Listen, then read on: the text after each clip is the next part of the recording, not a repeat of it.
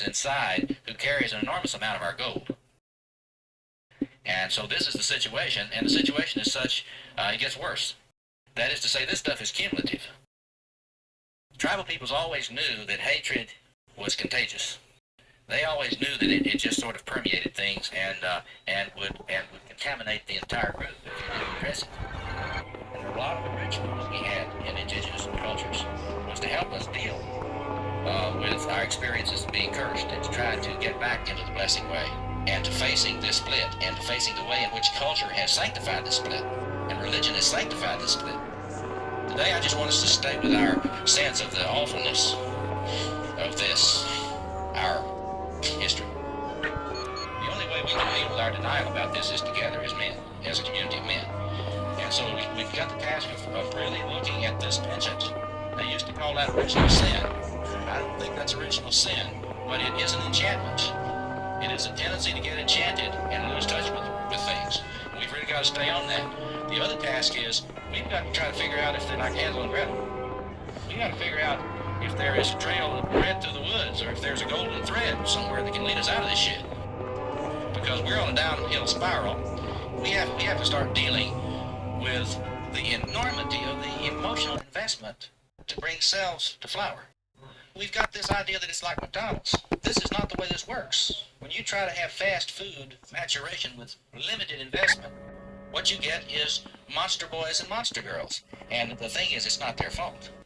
When there's no gardener, the fact that things don't grow quite right is not the bees' fault. There's cultures that are old growth cultures, you know, with lots of trees. And it says the way we are raising our children is basically slash and burn. Slash and burn. And see, this is what I think men's work has to take a decisive stance against. Every one of us have got to say, we understand that there must be eldering. One doesn't wait till one's 55 to do this. There's a lot of blessing and nurturing young men need to do. And one of the things that I see a lot is young men blessing older men and saying, hey, you guys, we need you. Because otherwise they start feeling like they are part of this throwaway gambit. Styrofoam elders. Now, if you look at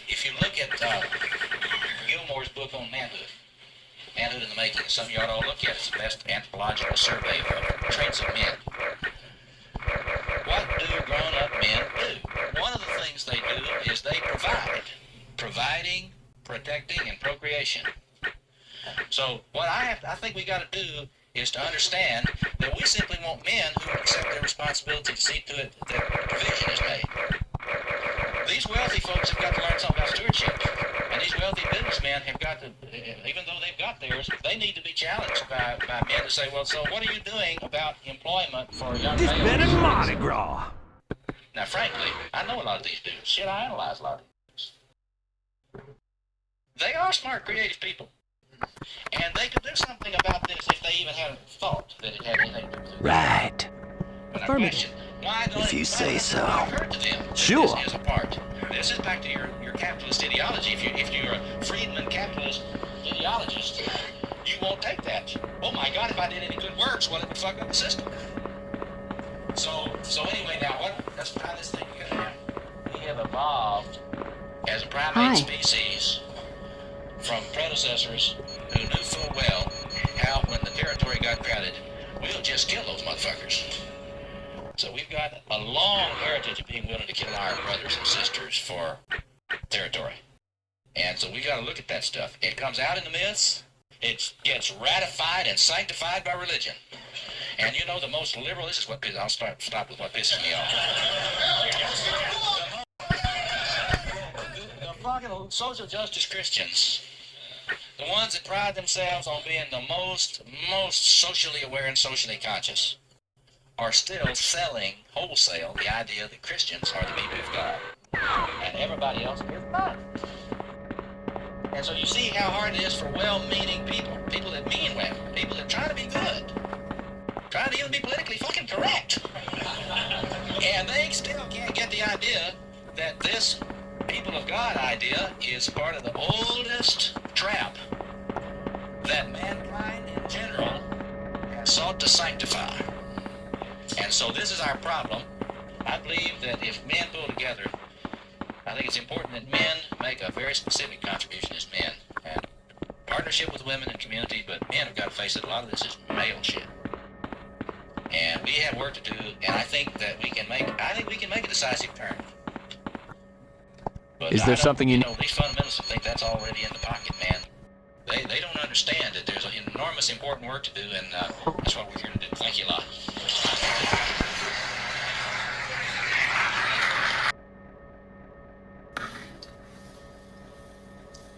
It's a great gift in the 20th century that several people have begun speaking of grandiosity in a way that's not negative. Do you understand me? How all the way through our childhood we got the negative form of that. And somehow it survives through college. And Blake was one of my greatest defenders in the grandiosity. The roaring of the stormy sea and the nakedness of a woman and the violence of the lion, those are portions of eternity. Too great for the eye of man. Can you hear the grandiosity of that? Whoa. So I took a course in Blake, and we read all that, and then I went to lunch one day with my two teachers. Which and, mission they briefing said, would you like? They said, you know, Blake's crazy. And that was it, boy. I put the curse on them and never spoke to them again. Because when you have a couple of sons of bitches academics trying to destroy the grandiosity of the man in whom you really feel, the woman in which you really feel that, you got to move. You got to move to protect the one who has been your mentor. You know, you could feel. Then after I went back to the farm, and I thought about why it is that when I went back to the farm, I wrote my first good poems. And a part of that was because the grandiosity that I'd been allowed to feel was still associated with those little hills and little places like that. And so the first one I ever wrote, oh, in an early morning, I think I shall live forever. There's a tiny bit of grandiosity there. At least I put in, I think. Oh, in an early morning, I think I will live forever. I am wrapped in my joyful flesh, as the grass is wrapped in its clouds of green. So I'm saying that because my grandiosity was not killed, my flesh was kind of joyful. But if my model is nature, I am wrapped in my joyful flesh, as the grass is wrapped in its clouds of green. You got it. Rising from bed, where I dreamt of long rides past castles and hot coals. Typical dreaming of European castles as farm kid, you know. Rising from a bed where I dreamt of long rides past castles and hot coals. The sun is glad to be sitting on my neck. Good line. The sun lies happily on my neck. I had suffered and survived the night, bathed in dark water, like any blade of grass. I'll tell you what, let's go this the second part of the question, Mitch. I'll go back and finish the poem in a minute. The grandiosity in you, Robert Moore is about to say in a book, is really an implant from God. There's an implant, like you put an implant in the brain. Yes, it's dangerous. Because when it comes out in the form of Savonarola, he's got this God implant. What does he do? He takes half of the great books written in Florence and brings them all to the square in Britain. So we would have been a little better off in a way if this hadn't happened. But at the same time, because we have an implant from God, everyone is a religious person. And that's an extreme way of saying it. The other way of saying it is there's this beautiful grandiosity. And sometimes the women are more ruined by their mothers in this area than the boys. Is that clear? And one of the reasons I love looking at a young male is that often some of his grandiosity has survived and ain't no one. And Trogren has a beautiful little poem in which he says that when I was 6 years old, I saw the children running along the street, and they were like moving jewels. So sometimes when a young woman sees a young man, it's just like a moving jewel. And the jewel quality is of the grandiosity which wasn't killed. And sometimes the mothers of such boys really do love those boys, and sometimes the father does too. So we want to say that, and anyone want to tell me now, how do you understand the grandiosity I'm talking about? Yes, please. Part of every person. All right, what's wrong with what he just said? It's an integral part of every person. No, every person. And the creative person is the one for whom accidentally it survives into language, or into painting. Like Van Gogh, constant God implant. Every time he does a painting, it's like clearer. The grandiosity does not exist alone in you. It exists with a pair, another being, another thing, which we could call despicability. There's something in you which feels absolutely worthless, despicable. Do you understand how hard that is for those two to exist together? A lot of times in AA, you'll hear us say we have a huge grandiosity with an equally huge inferiority complex at the same time. Yeah. But the problem is that if you start in as an AA attacking the grandiosity, it may just increase, huh? Yeah. Right? It's increase the other one. Yeah. So I've just begun to understand this, really. Because my poems have all come out of that kind of grandiosity, which I protected as much as I can. And yet it is an interesting thing that when I got out of college, I didn't want to go into university because for many different reasons. One of which is I love teaching so much. I didn't know that, but I pushed myself away. So it was best for me not to do that. But also, what I did, I went to New York and I didn't have a job, and I had a job one day a week as a house painter. And some of my friends know this story. It almost ended my death. But there I was. I was go down the street and looking for a dime down in old Italy. I remember in those places. And why would that be there? Because my soul needed evidence that I was of my despicability. Is that clear? There's some way in which I couldn't live out that one without living out that. And if I'd gone to university, I wouldn't have had a chance to live that out. You understand what I'm saying? So I'm not saying that people are wrong to go to university. I just say that since my grandiosity was that large, it needed also the other part of it. And in this poem, it begins. What does that do in the second line? On an early morning, on an early morning, I ought to do it. On an early morning, I think I shall live forever. I am wrapped in my joyful flesh, as the grass is wrapped in its clouds of green. Rising from the bed, where I dreamt of long rides past castles and hot coals, the sun lies happily on my knees. I have suffered and survived the night, bathed in dark water, like any blade of grass. You understand how I'm describing my 2-3 years in New York there? I have suffered and survived the night, bathed in dark water, like any blade of grass. So I don't have self-pity about it, like any blade of grass. The strong leaves of the box elder trees, and on this farm, there's little old trees that survived the Depression. The strong leaves of the box elder trees plunging in the wind call us to disappear into the wilds of the universe. The strong leaves of the box elder trees plunging in the wind call us to disappear into the wilds of the universe, where we shall sit at the foot of a plant and live forever, like the dust. Like the dust. And that last two lines I owe to the Chinese, because the old Chinese would say, oh yeah, you were going to places like,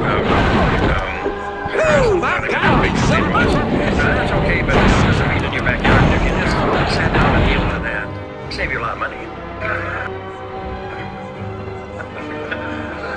The strong leaves of the box elder trees plunging in the wind will us to disappear into the wilds of the universe, where we shall sit at the foot of a plant and live forever like the dust.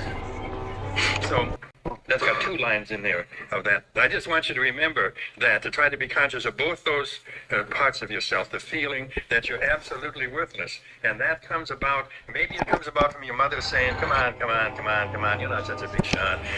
Maybe I should add that. And maybe not. Maybe it's born into us in the same way. What are you thinking? Oh, you've activated a second altar. That's quite impressive. Do you think No, I don't think it's an absolute shape. I think it's born inside of you. It's like some molecules that notify you that you're absolutely worthless. Okay, so let's go back just a second. In the early 2 poems I've been writing, for the first time I tried to express some of that second layer. And in the world it's called an us. And it's something in you that cannot be saved. It's a greedy soul. I use the word greedy soul. And I'll give you a little stanza I had in this book. I live very close to my greedy soul. When I see a book published 2,000 years ago, I check to see if my name is mentioned. And then people look at me shocked, and I say, oh, I'm sorry to tell you, it's true. Just put me in an old antique store, book published 1,500, I'll check to see my name's in the back. So that thing is interesting because of the mixture of the two. I live very close to my greedy soul. And then when I see a book published 2,000 years ago, I check to see if my name is meant. That's really grandiose. Whoa! In that case, the stuff comes first and then the grandiose. Does that make any sense to you? So that's what I like now, is to have a stanza or a poem in which both these two are present. Because I'm honoring the grandiosity, and I also have to honor that part of myself. Even he thinks that in certain places he is lowly. Is that? All right, I'm going to read you a poem about the grandiosity now. This is from a new book. You ready? It's hard to know how all this wealth came to be. How did this guardian plan come in us? It's hard to know how all this wealth came to be. Ishmael was not created from a fight with a whale. The ocean is not wild enough to have created Melville's soul. And I'm going to do the Get together, team. The same word at the end of every stanza. That's their way of coming towards form. The ocean is not wild enough to have created a Melville's soul. The hungry one in us did not come from seed. Our old enemy is one of Adam's grandpa. He stood around looking at the shadow of the first soul. I'm thinking of the king of worthlessness. How The hungry one in us did not pathetic. come from seed. Our old enemy is one of Adam's grandfathers. He stood around looking at the shadow of the first human soul. The ark landed on Ararat, but all those who came off the ark knew that the voyage was not long enough to have created Abraham's soul. No, Abraham's soul. The ark landed on Ararat, but all of those who came off the ark know that the voyage was not long enough to produce Abraham's soul. Oaks once darkened almost all of Great Britain, going in the leaves. But squirrels rummaging in a million acorns could not find Chaucer's soul. Oaks once darkened almost all of Great Britain, going in the look at leaves. you, But squirrels all rummaging in a busted million up. acorns could not find Chaucer's soul. How many boulders had to be ground down to create 1 square inch of the Sahara? Maybe the moon gave birth to Mandela's soul. Right. There's a man who thinks so. How many boulders had to be ground down to produce 1 square inch of the Sahara? Maybe the moon gave birth to Mandela's soul. Last stanza. That's all that Billy's bird was to see. Finally did ship.